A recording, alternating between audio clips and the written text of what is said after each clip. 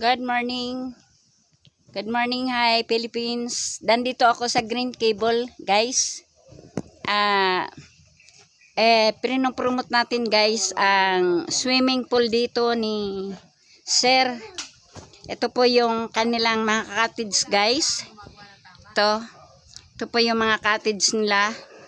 Ito bagong gawa lang po ito, guys. Ito si Ma'am. Siguro si Ma'am yung nagmamanage dito. Ma'am, pwede po ba ma-interview? Kayo po ba nagmamanage sa Green Cable na to, Ma'am?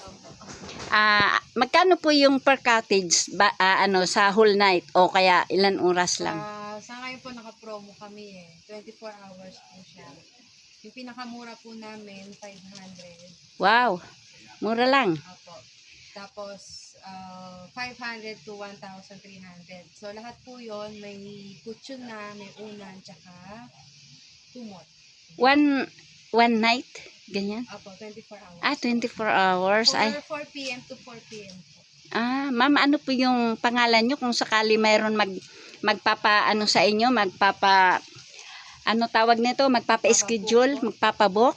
Bali, message na lang po sila sa page namin, The Green Gables Mountain Resort. Wow, Green Cable Mountain Resort. Salamat, ma'am.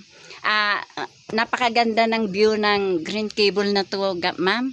At salamat sa pagpapa-unlock ng aking pag-vlog, ma'am.